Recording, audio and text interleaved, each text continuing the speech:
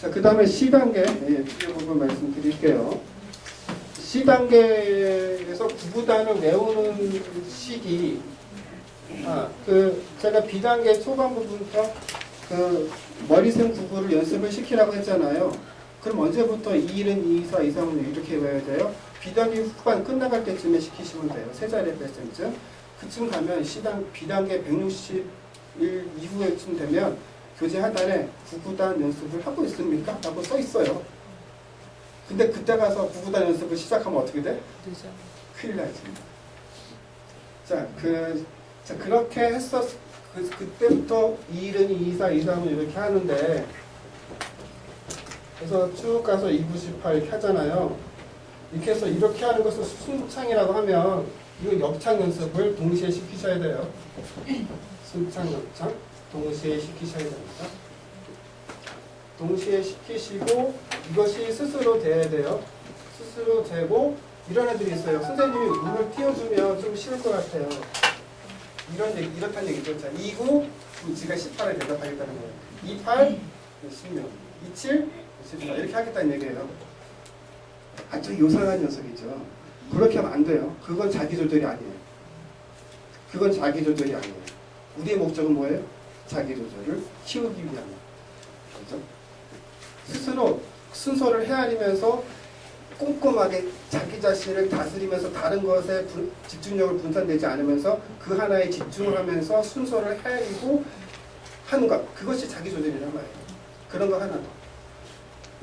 자, 근데 구구단을 그 B단계에서 이렇게 순산 역창이 가능해질 쯤 되면 그 다음에 C단계 구구단 교재가 나오잖아요.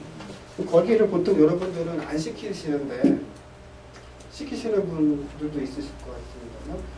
저 같은 경우는 거기 C단계의 전반 부분에 이 11번부터 이 51번까지 41번까지 이 4세트가 구구단 교재로 할당되어 있어요. 51번부터는 이제 복샘식이 시작되니까 그럼 여기서부터 2단, 3단이 같이 나오고 4단, 5단 그러면 여기 6, 7단, 여기 8, 9단이 나와요. 이게 두 개씩 나오잖아요. 그 여러분들이 구구단 교재를 가져가시는 방식은 이렇게 해가지고 한 주에 이렇게 3개 세트 이렇게 해가지고 가져가시는 거예요. 그게 아니고 한 주에 얘만 가져가. 얘만 3세트. 한 주에 이 한 세트에 2단, 3단이 2개 들어있다니까요. 그럼 2개를 완성시키는데 만약에 애들은 벅찰 수 있어요. 하물며 이렇게 한 줄로 나가면 무려 몇 개 다니냐고. 생각 좀 하자고. 그런 거에 대해서. 그래서 하나씩, 한 세트씩 완성한다는 느낌으로 가시되 한 세트의 맨 끝장 있죠. 여기에 11번 시작이면 여기 끝장이 몇 번이에요? 20번이죠. 그 한 장을 1분에 가깝게 풀면 완성됩니다. 1분에 가까워야 돼요. C단계의 표준화선 시간이 X분이 2분에서 Y분이 3분으로 정해져 있죠. 이거 믿으시면 안 돼요. 이거 2분에 풀고 있으면 곱셈식 죽어요. 죽습니다, 얘가. 죽으려고 그래. 1분에 풀어야 돼요. 그 다음에 이제 구구단을 이 부분을 할 때 애랑 같이 놀아주실 게 있어. 그 왜 제가 7회에서 A단계까지는 카드놀이 하시라고 했잖아요. 하시는 분 계신가요? 네. 그 숫자 카드보단 트럼프가 좋습니다. 다시금 강조합니다. 그 2학년은 플라스틱으로 된 거 있어요. 딱딱한 거. 소리도 좋아. 그거 가지고 가시면 더 좋습니다. 자, 이 부분에서 해주실 놀이는 이거예요. 크레펠린. 이거는 그 외국의 크레펠린이라고 하는 뇌의학자가 이 단순한 계산을 할 때 아이가 머리를 어떻게 움직이는지를 관찰하기 위해서 즉 뇌 영상사진을 찍기 위해서 애들한테 내준 문제로부터 시작되는 건데요. 저는 이것을 어떻게 응용하냐면 바로 이 구구단 연습을 시킬 때 구구단의 완성도를 알아보기 위한 측정 자료로 이걸 활용합니다. 자, 2, 6, 4, 8, 3 정도 5개 수를 쓰고 앞에 수에서 뒤에 수를 곱하는 거예요. 곱한 다음에 1의 자리에 남는 수만 씁니다. 또 앞에 수에서 뒤에 수를 또 연달아 곱해서 1의 자리에 남는 수만 써요. 자, 이러다 보면 처음에 5개로 주어진 이것이 맨 나중에 한 수가 정해지겠죠. 그게 이제 여기서 6이겠죠. n은 이렇게 5개를 하라고 하고 여러분은 10개를 하는 거예요. 처음에. 맨 첫 줄이 n은 5개 보고 하라고 하고 여러분은 10개를 하는 거예요. 자, 누가 먼저 끝내는지 지금부터 시작! 하고서 애가 이길 때까지. 자, 만약에 여러분이 10개로 하고 애가 5개로 했을 때 애가 이기면 그럼 그 다음 주는 뭘로 해야 돼? 여러분이 이제 9개로 해야지. 자, 이렇게 해서 여러분도 5개, 애도 5개쯤 돼서 실력이 삐까삐까 하면 진짜 다 외운 거야. 여러분이 이길 때도 있고. 자, 참고로 애랑 하는데 막 죽을 똥 삭히고 이기려고 하지 마시고. 제가 저번에 말씀드렸죠. 카드 게임 하려고 그러는데 카드 게임 같은 것도 일부러 좀 져주시라고. 죽을 똥 삭도 이기려고 하시는 분이 이것도 좀 대강 좀 봐주시면서 하시란 말이에요.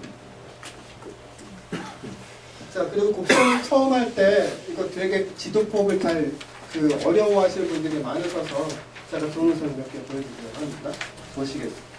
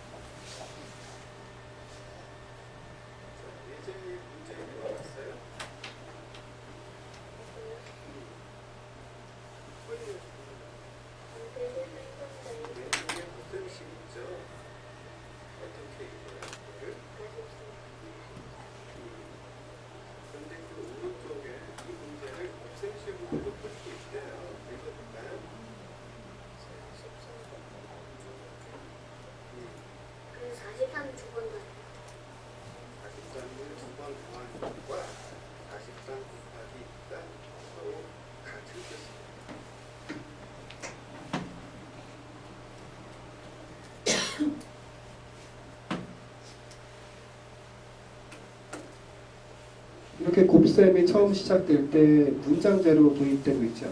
나눗셈이 처음 시작될 때, 즉 나머지가 있는 나눗셈이 시작될 때도 문장제로 시작돼요. 분명히. 그 부분을 소홀히 하시면 안 됩니다. 그 부분이 바로 이 곱셈식이든 나눗셈식이든 그 문제의 뜻을 가르쳐주는 부분이기 때문에 이 문제의 뜻을 음미해 보는 과정이 수감각과 아주 면밀히 연결되어 있다고 했죠. 그래서 이 부분을 아주 주의 깊게 하셔야 돼요. 이게 수업이니까. 이게 수업인데 얘는 자, 이번 주 교재가 곱셈식일까요?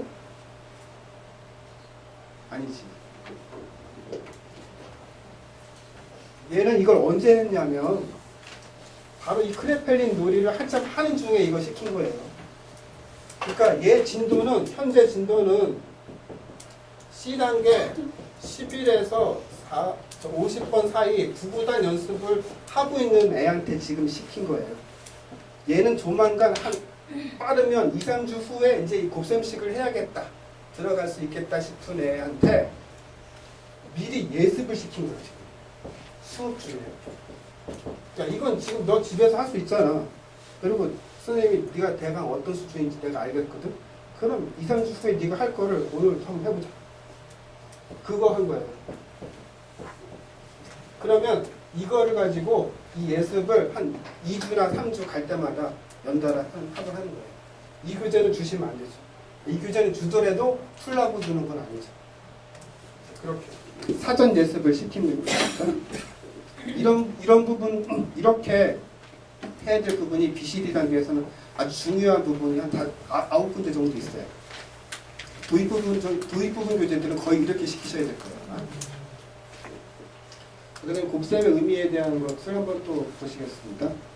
이렇게 생각하면 14가 3번 있잖아요. 여기다 써볼까? 이 중에서요. 10끼리 먼저 더하면 얼마죠? 그리고 4끼리 더하면 30에다가 4끼리 더하면 30. 그렇지. 30과 12 더하면 40. 보세요. 얘는 되었어요. 선생님이 왜 그런지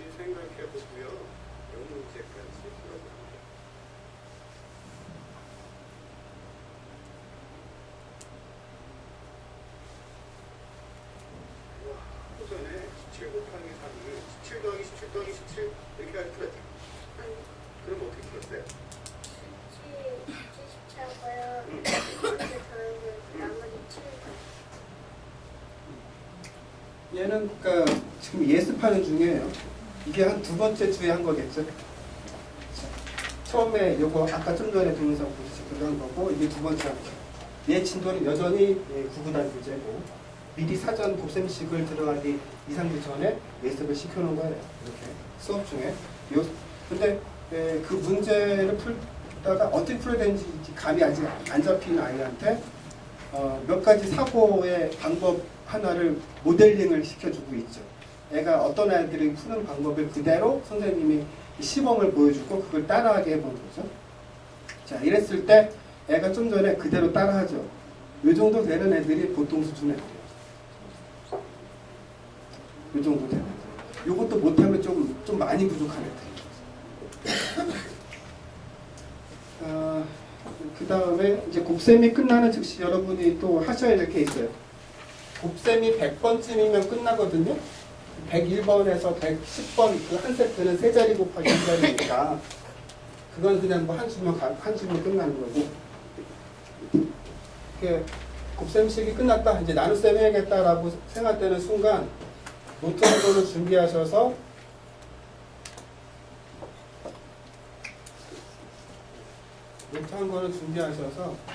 그 한 페이지를 이렇게 9등분으로 나눕니다. 그 다음에 하나씩 씁니다. 12일은 12, 12일은 24 해가지고 이 답이 100이 안 되는 데까지만 쓰는 거예요. 자, 12단에서 100이 안 되는 곳까지는 12구까지입니다. 아니, 12.8. 13단에서는 13.7까지입니다. 자, 그렇다면 예상해 볼 수 있죠. 뒤로 갈수록 써야 될 게 많아질까요? 적어질까요? 적어져야 되겠지. 애들은 이런 보람도 있잖아. 아, 선생님, 19단은 그런데 19단은 어떻게 다 써요? 100 안 될 때까지만 쓰는 거잖아. 그래서 19단까지 연습을 시키는 거죠. 아, 19가 여기에 올 거예요. 그럼 나머지 한 칸에 뭐 쓰냐? 25단을 쓰면 되죠. 25단은 곱하기 1, 2, 3, 4만 쓰면 돼요. 25 곱하기 4가 딱 100이니까. 이거를 한 주에 한 장씩 써놓으라고 하는 거예요.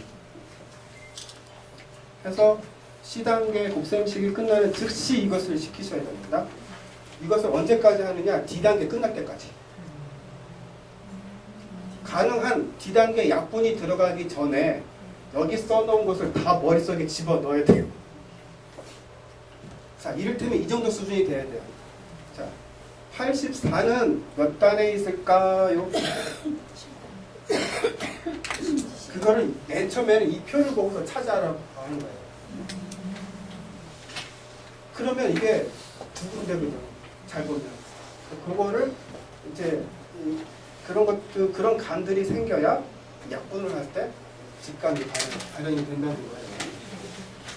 그 다음에 나눗셈 부분에서 주의하실 게 나머지가 있는 나눗셈에서 뜻을 먼저 이해시켜야 된다고 말씀드렸어요. 그러니까 뜻을 이해시킬 때 기본 자료로 항상 생각하실 수 있어야 되는 게 15 나누기 4 그러면 4, 3, 12, 3 이렇게 될 거 아니에요. 이때 이 문제를 말로 해보라고 하는 거예요. 이 문제들은 이 숫자들이 나타내는 것은 어떤 것을 상징하고 있는 거죠. 그 상징한 것을 기호로 나타내는 게 식이란 말이에요. 근데 이 식만 갖고서는 애들이 이게 도대체 뭘 의미하는 것인지 정확하게 안 와닿는단 말이에요. 따라서 이거를 그 교재에서는 어떻게 하냐면 이게 사탕이랍니다. 사탕을 4사람한테 3개씩 나눠주고 얘가 남겼다고. 그래서 이 문제를 이 사탕과 사람의 관계로 말을 하는 연습을 초반 부분에 여러 번 시키셔야 돼요. 사탕이 15개 있는데요. 4사람한테 나눠줬는데요. 3개씩 주고요. 3개 남았어요. 이렇게 말할 수 있게. 그렇게 해야 이 문제가 이렇게 틀릴 거라고 틀림없이. 나머지가 있는 나눗셈에서 많이 틀리는 문제.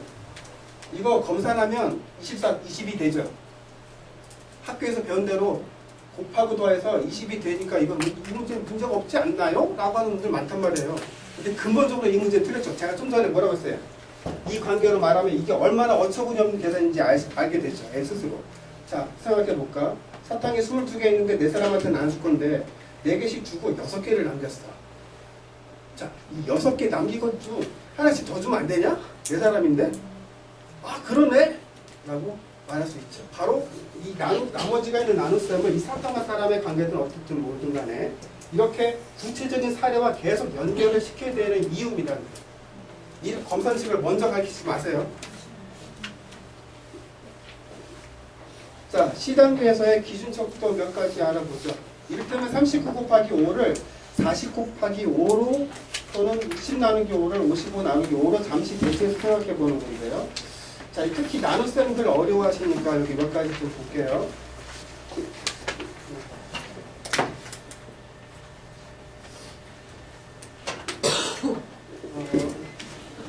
저기 있는 문제가 52 나누기 9인데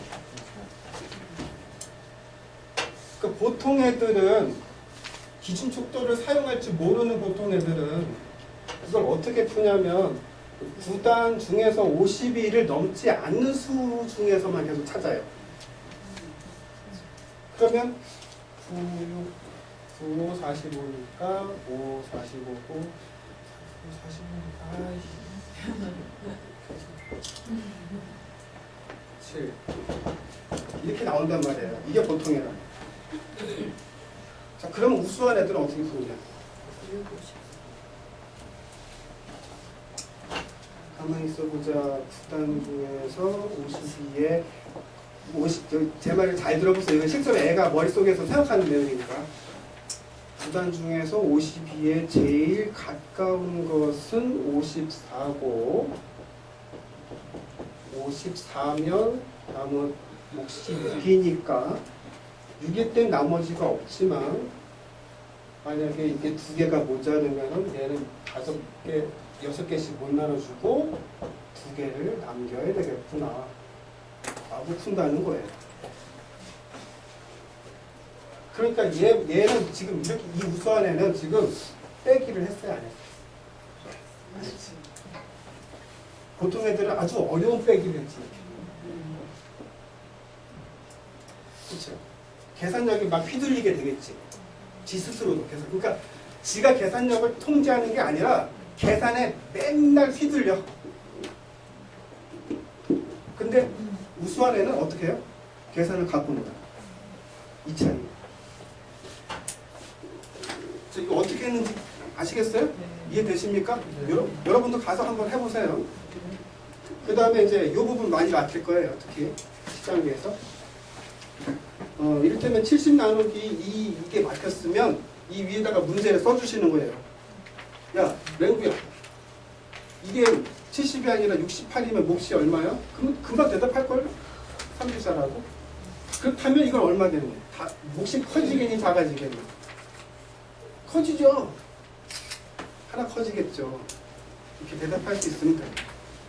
이처럼 기준척도를 스스로 사용할 줄 모르니까 어떻게 해야 되겠어요? 제가 아까 말씀드렸죠. 비단계 교재 어떻게 하라고 했어요? 이 부분도 옆에다가 기준척도를 다 만들어야지. 물론 여기서는 지가 어느 정도 응용이 되겠지. 만들어도 되는 문제와 안 만들어도 되는 문제. 이를테면 요거 하나만 만들어 놓으면 요것만 풀면 그 다음 문제 자동적으로 풀리잖아요. 이거 뭐하러 만들고 있어 이거를. 그렇지 않습니까? 자, 교재 구성이 귀신 같다라는 느낌은 바로 이런 것에서만 봐도 알 수가 있어요. 이게 1, 2년 만든 교재가 아니구나. 대강 짜부린 교재가 아니구나. 라는 걸 알 수 있죠.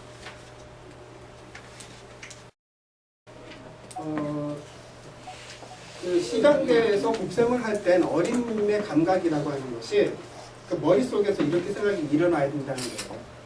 가급적이면 앞에서 시키셔야 되는데 이 C단계쯤 오면 앞에서 푸는 놈이 급격히 사라지죠. 그렇죠? 근데 C단계는 의도적으로라도 앞에서 시키셔야 되는데 그 이유가 D단계에 나오는 큰 수의 나눗셈이라든가 약분 때문에 그래요. 의도적으로라도 앞에서 시키셔야 돼요. 이 약분은요, 미리 말씀드립니다만 약분은요, 좌뇌를 하는 게 아니야. 약분은 우뇌의 능력이 극대화돼야 돼요. 이 F 단계 이수로는 운해를 쓰는 수학이 아니야. 이 F 단계 내달 다음 달에 강의할 그거는 이건 완전히 좌뇌 논리적인 어떤 사고 흐름이 필요한 교재인데 이 D 단계가 바로 운해의 기능을 극대화시켜야 되는 부분이라서 C 단계에서 운해 쓰는 연습을 충분히 해두지 않으면 약분 가서 다 무너집니다. 따라서 무조건 앞에서 시키세요. 무조건. 앞에서 시키면 이 문제를 처음에 이렇게 생각해야 된다는 거예요. 앞에서 풀 때 이 문제를 19 곱하기 4로 생각하는 것이 아니라 20 곱하기 4로 생각한다는 느낌이 있어야 된다는 거예요. 20 곱하기 4면 80이니까 얘는 80보다 얼마가 작을까? 4가 작겠구나 이거 알아야 된다는 거예요. 그런 느낌으로 76 이렇게 나와요. 얘도 마찬가지예요. 이런 거 하나하나를 다 체크하셔야 된다는 거예요. 자, C단계 교재 볼까요? 9구단 교재 제가 말씀드렸죠? 한 세트씩 지금 나가는 거 보이시죠? 한 세트씩 이렇게. 이게 9구단 교재 연습이라고 했잖아요. 이 부분에서 더불어 같이 놀이해 주실 게 아까 뭐라고 했어요? 크레펠린 테스트 그거 하라고 했죠? 그 다음에 여기가 곱셈식이죠? 곱셈식은 세 세트 뭐 이렇게 주어진 게 5세트 정도 되는데 이 끝에 2세트는 복습이야. 그러니까 이 초반에 3세트가 핵심이에요. 이 3세트는 어떻게 어려지냐면 이 첫 번째 세트는 밑에 수가 2, 3, 4고요. 2, 3, 4, 5고요. 두 번째 세트는 6, 7. 세 번째 세트는 8, 9예요. 이 세 세트로 밑에 수가 2에서 9까지 다 변하는 거죠. 즉 곱셈식은 어떻게 될수록 어려워요? 밑에 수가 클수록 어려워요. 자, 나눗셈식에서는 나머지가 있는 나눗셈 도입 부분이 여기죠. 그래서 그 부분에서 이 세로셈이 시작돼서 두 자리 나누기 한 자리 그게 끝나는 지점까지를 여기를 보시면 돼요. 자, 따라서 4학년 이상, 3학년 이상 속진이 필요하다. 이게 뭔가 덜하고 왔다 이런 느낌이 드시면 여기만 시키시면 돼요. 여기. 자, C 단계도 마찬가지로 이 부분이 머리셈이 되어야 된다는 얘기입니다. 자, 머릿속으로 24 나누기 7 했을 때 머릿속으로 돼야 되고요. 24 곱하기 7 이것도 돼야 된다는 얘기고요.